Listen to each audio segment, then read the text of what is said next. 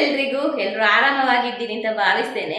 ಎಂತ ಗೊತ್ತುಂಟು, ಇವತ್ತು ನನಗೆ ಈಗ ಅರ್ಜೆಂಟ್ ಆಗಿ ಒಂದು ಪದಾರ್ಥ ಆಗಬೇಕು. ಪದಾರ್ಥ ಏನಿಲ್ಲ, ಇನ್ಸ್ಟಂಟ್ ಆಗಿ ಒಂದು ಪದಾರ್ಥ ಆಗಬೇಕು. ಹಾಗೇನಾದ್ರೂ ರುಚಿಕರ ಆಗಿರ್ಬೇಕು, ಒಳ್ಳೆ ಊಟ ಸೇರ್ಬೇಕು. ಅದಕ್ಕಾಗಿ ಒಂದು ಸಾಂಬಾರ್ ವಿದೌಟ್ ಬೇಳೆ ಹಾಕದೆ ಇನ್ಸ್ಟಂಟ್ ಆಗಿ ಒಂದು ರಪಕ್ಕಾಗುವಂತ ಒಂದು ಸಾಂಬಾರ್ ಅಥವಾ ಸಾರು ಏನೋ ಒಂದು ಹೇಳಿ ಅದನ್ನು ಮಾಡ್ಬೇಕಂತ ಇದ್ದೇನೆ. ಬನ್ನಿ ಅದನ್ನು ನಿಮ್ಮ ಜೊತೆಗೂ ಶೇರ್ ಮಾಡುವ ಅಂತ ಶುರು ಮಾಡುವ ಇವತ್ತಿನ ಸ್ಪೆಷಲ್ ಆದ ಹಾಗೆ ಒಳ್ಳೆ ಘಮ ಘಮ ರುಚಿಯಾದ ಒಂದು ಸಾರು.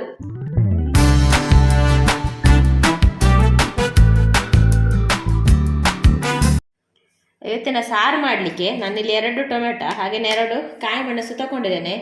ಈ ಟೊಮೆಟೊವನ್ನು ಕಟ್ ಮಾಡುವ.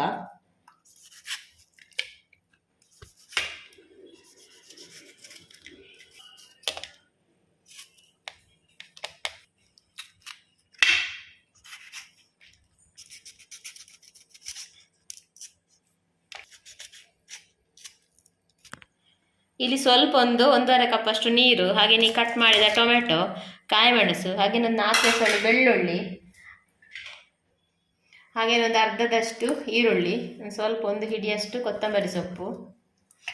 ಈಗ ಇದೆಲ್ಲವನ್ನು ಹಾಕಿದ ನಂತರ ಇದನ್ನು ಬೇಯಲಿಕ್ಕಿಡುವ. ಜಾಸ್ತಿ ಹೊತ್ತು ಬೇಯಲಿಕ್ಕಿಲ್ಲ, ಒಂದು ಸ್ವಲ್ಪ ಹೊತ್ತು, ಒಂದು 5 ನಿಮಿಷ ಅಥವಾ ಒಂದು ಕುದಿ ಬರುವಾಗ ಸ್ವಲ್ಪ ಸಾಫ್ಟ್ ಆಗ್ತದಲ್ಲ, ಬಣ್ಣ ಚೇಂಜ್ ಆಗ್ತದಲ್ಲ, ಅಷ್ಟು ಬೆಂದರೆ ಸಾಕು. ಈಗ ಮುಚ್ಚಳ ಮುಚ್ಚಿಡುವ. ನೋಡಿ ಈಗ ಕುದಿ ಬರ್ತಾ ಇದೆ. ನೋಡಿ ಸ್ವಲ್ಪ ಮೆದುವಾಗಿದ ಬೆಂದಿದ ಅಂತ ಚೆಕ್ ಮಾಡುವ. ನೋಡಿ ಸ್ವಲ್ಪ ಬಣ್ಣ ಚೇಂಜ್ ಆಗಲಿ ಇನ್ನು ಸ್ವಲ್ಪ.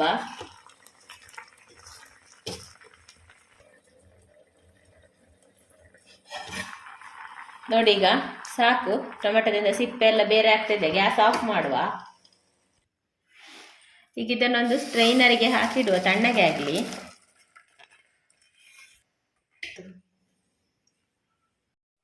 ಈಗ ಇದು ಸ್ವಲ್ಪ ತಣ್ಣಗೆ ಆದಮೇಲೆ ಒಂದು ಮಿಕ್ಸಿ ಜಾರಿಗೆ ಇದನ್ನು ಹಾಕುವ. ಇದಕ್ಕೆ ಸ್ವಲ್ಪ ಮೆಣಸಿನ ಹುಡಿ, ಖಾರಕ್ಕನುಸಾರ ನಿಮಗೆ ಖಾರ ಹೇಗೆ ಬೇಕು ಅಂತ ನೋಡ್ಕೊಂಡು ಹಾಕಿ. ನಾವು ಕಾಯಿ ಮೆಣಸು ಕೂಡ ಹಾಕಿದ್ದೇವೆ. ಹಾಗೆಯೇ ಒಂದು ಅರ್ಧ ಸ್ಪೂನಷ್ಟು ಕೊತ್ತಂಬರಿ ಹುಡಿ, ಇದು ಸಣ್ಣ ಸ್ಪೂನ್, ಅದಕ್ಕೆ ನಾನು 1 ಸ್ಪೂನ್ ಹಾಕಿದ್ದೇನೆ.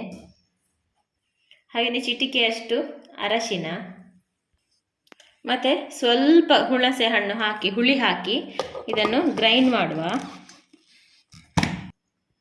ಇಲ್ಲಿ ಸ್ವಲ್ಪ ಗ್ರೈಂಡ್ ಆದಮೇಲೆ ಒಂದು ಅರ್ಧ ಕಪ್ ಅಷ್ಟು ತೆಂಗಿನಕಾಯಿ ಹಾಕುವ.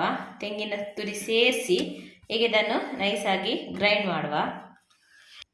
ಈಗ ಬೇಕಾದರೆ ಸ್ವಲ್ಪ ನೀರು ಸೇರಿಸ್ಬೋದು. ಈಗ ನೋಡಿ ಗ್ರೈಂಡ್ ಮಾಡಿ ಆಯಿತು. ಇಷ್ಟು ನೈಸಾಗಿ ಗ್ರೈಂಡ್ ಮಾಡಿದ್ದೇನೆ. ಇನ್ನು ಈಗ ಇಲ್ಲೊಂದು ಬಾಣಲೆ ಬಿಸಿಗಿಟ್ಟಿದ್ದೇನೆ. ಅದಕ್ಕೆ ಸ್ವಲ್ಪ ಎಣ್ಣೆ ಸ್ವಲ್ಪ ಜಾಸ್ತಿ ಹಾಕಿ, ಒಂದು 2-3 ಸ್ಪೂನು, ಒಳ್ಳೆ ಟೇಸ್ಟ್ ಆಗ್ತದೆ. ಎಣ್ಣೆ ಬಿಸಿ ಆಗುವಾಗ ಸ್ವಲ್ಪ ಸಾಸಿವೆ ಸಿಡಿಯುವಾಗ ಆಗ ಅರ್ಧದಷ್ಟು ಈರುಳ್ಳಿ ಹಾಕಿದ್ದೇವೆ. ಈಗ ಒಂದು ಅರ್ಧ ಈರುಳ್ಳಿ, ಹಾಗೆಯೇ ಸ್ವಲ್ಪ ಕರಿಬೇವು, ಒಣಮೆಣಸು,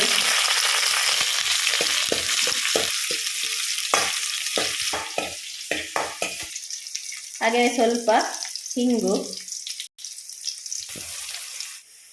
ಒಗ್ಗರಣೆ ಸ್ವಲ್ಪ ಫ್ರೈ ಆದಮೇಲೆ ಈ ಗ್ರೈಂಡ್ ಮಾಡಿಟ್ಟಂಥ ಮಸಾಲೆಯನ್ನು ಹಾಕಿ ಸ್ವಲ್ಪ ಹೊತ್ತಿದ ಎಣ್ಣೆಯಲ್ಲಿ ಫ್ರೈ ಮಾಡುವ.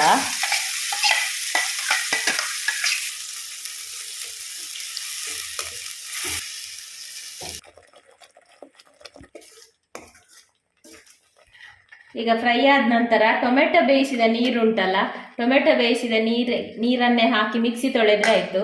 ನಂತರ ಇದಕ್ಕೆ ಸೇರಿಸುವ. ಕನ್ಸಿಸ್ಟೆನ್ಸಿ ನೋಡಿಕೊಂಡು, ನಿಮಗೆ ಎಷ್ಟು ದಪ್ಪ ಬೇಕು ಎಷ್ಟು ತೆಳು ಬೇಕು ಅಂತ ನೋಡಿಕೊಂಡು ನೀರು ಸೇರಿಸಿ. ಈಗ ರುಚಿಗೆ ತಕ್ಕಷ್ಟು ಉಪ್ಪು ಕೂಡ ಸೇರಿಸುವ. ಉಪ್ಪು ಸೇರಿಸಿದ ನಂತರ ಒಂದು ಸಣ್ಣ ತುಂಡು ಬೆಲ್ಲ ಸೇರಿಸಿ ಒಳ್ಳೆ ಕುದಿ ಬರಲಿಕ್ಕೆ ಬಿಡುವ.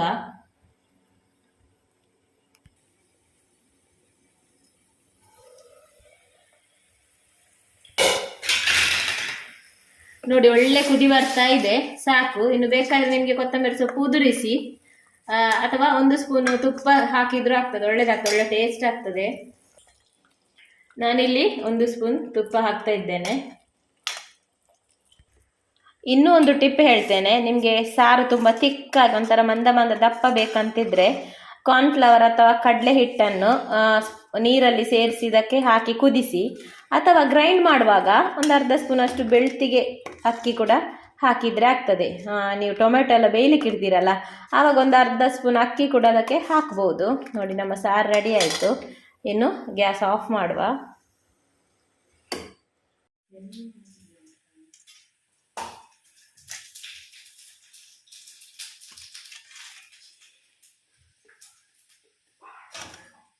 ನೋಡಿದ್ರಲ್ಲ ಇವತ್ತಿನ ಸಾರು ತುಂಬಾ ರುಚಿ ಆಗ್ತದೆ. ನೀವು ಕೂಡ ಒಮ್ಮೆ ಹೀಗೇನೆ ಮಾಡಿ ಆಯ್ತಾ ಸಾರು. ಆಮೇಲೆ ಬೇಕಾದ್ರೆ ನನಗೆ ಕಮೆಂಟ್ ಆಗಿ ಇಷ್ಟ ಆಯ್ತಾ ಇಲ್ವಾ ಅಂತ.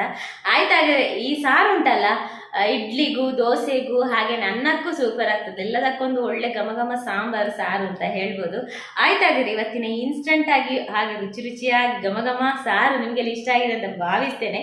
ಇಷ್ಟ ಆಗಿದ್ರೆ ವಿಡಿಯೋಕ್ಕೊಂದು ಲೈಕ್ ಕೊಡ್ಲಿಕ್ಕೆ ಮರಿಬೇಡಿ. ಹಾಗೆ ನಾನು ಸಿಗ್ತೇನೆ ಮುಂದಿನ ವಿಡಿಯೋದಲ್ಲಿ ಮುಂದಿನ ರೆಸಿಪಿಯಲ್ಲಿ. ಅಷ್ಟು ತನಕ take care, bye. Thanks for watching.